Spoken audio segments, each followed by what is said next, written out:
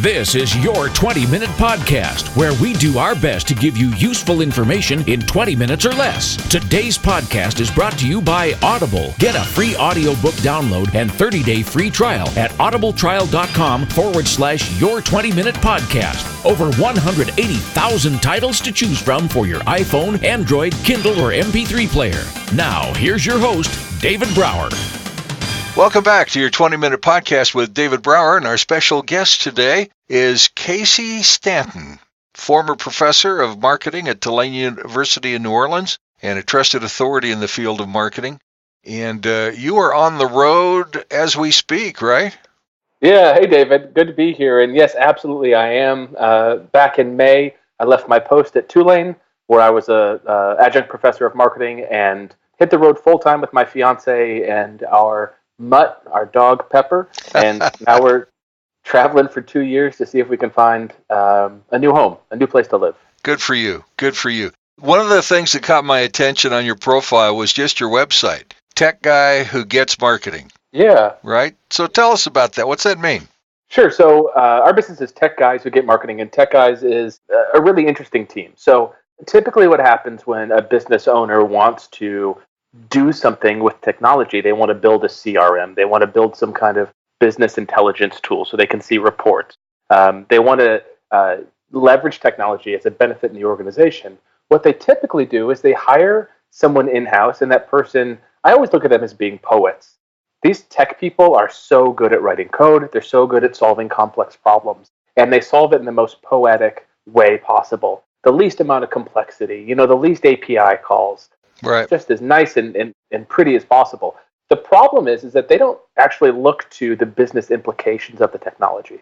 So where a good technologist who is just concerned about technology would say, ooh, let's do it this way, Tech Guys Who Get Marketing say, it's okay that it's a little inefficient, or we have double the API calls, or it's a little clunky on the back end, like on the systems integration side, because the front end is a better customer interface, because it delivers more value to the customer. It generates a lower cost per sale, longer lifetime value of a customer. So it really thinks through the marketing and business aspects of technology. So you're the big picture guy.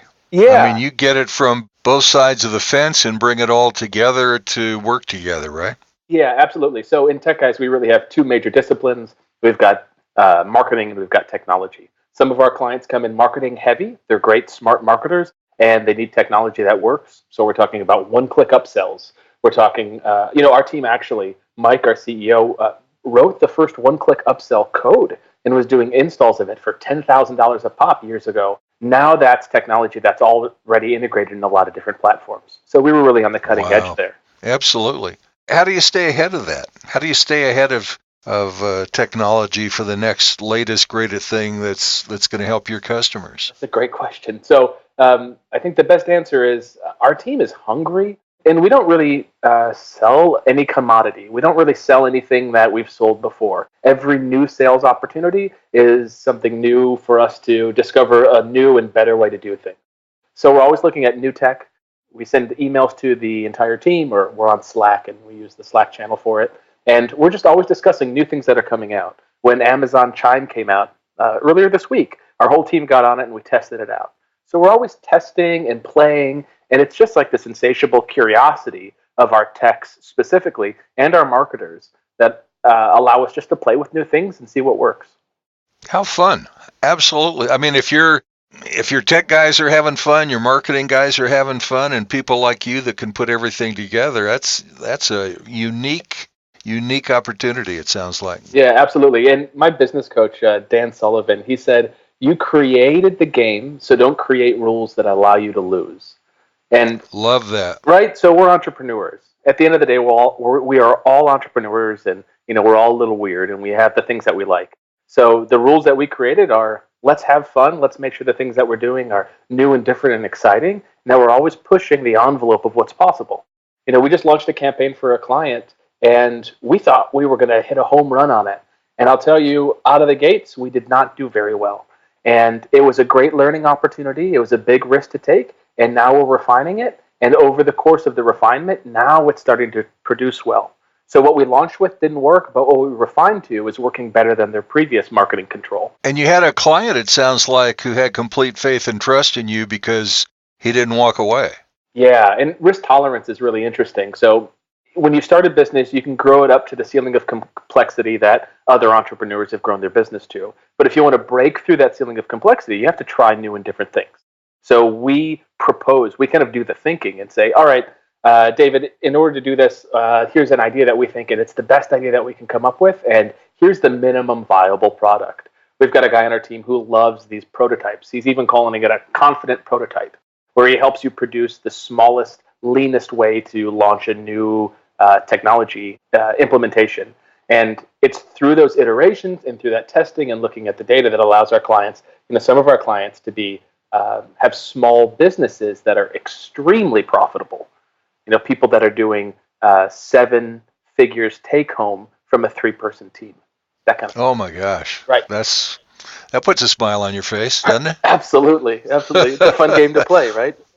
So how do you keep your customers engaged to keep them around for life? I mean, keep them in for the long haul? Yeah, that's a great question. So we have a tenet in our business at Tech Guys, which is customers for life. And really what that means is we take the responsibility to figure out how to make them more successful. Now, most of our clients have some strength and some discipline. Some of them are, let's just say, marketers, right? They might just come with the discipline of marketing. Sure. So they're selling marketing products, potentially. Others are selling fitness products. Others are selling negotiation strategies. Others are selling education products. So all sorts of different things. And they're really good at producing the content or doing one thing, typically. And they have a team to surround them to do some of these other things. But they're leading and they're leading their business and giving direction. We take a level of ownership where we step in and say, just recently I had a call with a client, and I said, oh, hey, you've got X number of members, and it looks like your current average membership length is about 4 months. I've got some ideas to increase that to maybe 4.5 or 5 months. Multiply that by what you're paying, or members pay you, etc. I think that this is the potential value of that. Can you greenlight this proposal? And it's going to cost this fraction of the return. And wow, they'll look at the numbers and come back and be like, yeah, like there's no downside to trying, and the upside is typically huge. That's fabulous. I love that. I love that approach. So how do new businesses or businesses in general, really, how do they find you? How do they reach out to you? And why should they? Sure. So Tech Guys Who Get Marketing.com is the website, or if that's too long, which it absolutely is, you can also go to the website techguys.co. That's techguys.co, and that'll take you over to our site. And we've got a couple of different things that we do that I think are really unique. So we've got direct response designers and marketers. These are the designers. We've got a designer on our team, our senior designer, Tom. When he makes a design for a client, it's better. It produces more sales through the design effort than the designs that are there. He can just look at it, wow, redesign it, not change a word on the page, but just change the way it looks, change the way that the user interacts with it. And that level of like UX, UI dramatically increases conversion. So that's one great talent that we have. We've got marketers who are driving traffic and ideating new strategies. That's huge, coming up with what's the right approach to solve the problem. Our technologists, I think, are some of the best in the business, and they're certified across the board in a number of different platforms. But there's like Salesforce and Infusionsoft and Office Autopilot and custom development of different CRMs and these kind of things. The tech team is well versed in that. And then we have project managers, and they're driving the project to completion. We don't bill for our project management time. That's there just to push the project through as quickly as possible. So that's the tech guy side, and it's awesome. I really think that we're the best custom development team for organizations that are doing at least $250,000 a year in business. I'll say that our typical client is doing around $1 million, but that's kind of our sweet spot where we can step in and help. And we're really offsetting the capabilities inside of an organization. We're not in there to steal some developer's job. We're coming in and saying, hey, you're the developer. We're going to build it, and then we want you to maintain it. So we'll build it, and then we'll step out. And that's a really great experience. So do you help them build the staff to be able to break the cord from you? Yeah, interesting question. So the Tech Guys business model in general, which we call Tech Guys Implementation, is billed at $195 an hour. And that's just what it is. We custom quote projects, we do the work, and then we step out. Now, what can happen is the organization actually needs someone to help them along the way. They need someone that's going to chief a strategy, hold them to it, make sure that they're pivoting correctly when new technologies come out, when there's a desire to launch a new product or whatever. And in that situation, we created a company called Engaged Officers. And you can look at Engaged Officers as an outsourced chief technology officer and chief marketing officer. And that's a great resource for people who want to know the right thing to do, know when to do it, and to get their team to have the capabilities to do it. So at EO, Engaged Officers, we help our clients find the right people. Sometimes the right person is tech guys. Sometimes the right team to do it is tech guys because it's quick and it's easy and it's done right. But if you want that ongoing capability in your organization, we developed EO, Engaged Officers, to support that long term. So we work with clients for 90-day commitments, and that's been going really well. What a fascinating idea. I love that. Yeah, it sounds so, I hate to use the cliche, but it really does sound so cutting edge. I haven't heard of anybody doing it that way. Yeah, and the reason that we're doing it is, the reason that the Engaged Officers came about was our clients would come to us at Tech Guys with a problem, and they would have us solve the problem. And then they would go and make small decisions that were bad. Right? They would make a tiny decision that was bad. Ooh, let's do this video player instead of that. Oh, let's build it on this. Let's use this server or this hosting company. Or let's go take on this software for our CRM. And when they make those decisions, they're typically making them because there's a really effective salesperson on the other side who has a commission to make from it. Yep. And that person isn't vying for the entrepreneur's success. Instead, they're vying for their own pocketbook, and you can't blame them. Well, no, that's their job description. But when you have that business in your fold, in your hand, that you're part of the team. They're part of the team. It's not a separate road. You're there working together. Yeah, absolutely. And I think it makes all the difference as far as confidence is concerned. We've had clients, some big clients doing multiple millions a year who had their technology in an utter mess. And it's because they would continue to point to someone and say, I want you to build the site. Okay, I want you to build this one. And they would get all these fractured pieces of technology, and they would get themselves to a position where they were compromised, where they were paying way too much for their servers because they were disjointed and they had a dozen different accounts. And they couldn't manage it. And one site would get infected and would cross-infect another one, and they couldn't figure out how. So we can step in and we can solve that. Now, Engaged Officers helps with that ongoing. We're not incentivized for you to buy a specific piece of software. We mindfully have no affiliate relationships. We don't want to make money on convincing you to choose a certain technology. We just want your business to be successful so that you continue working with us.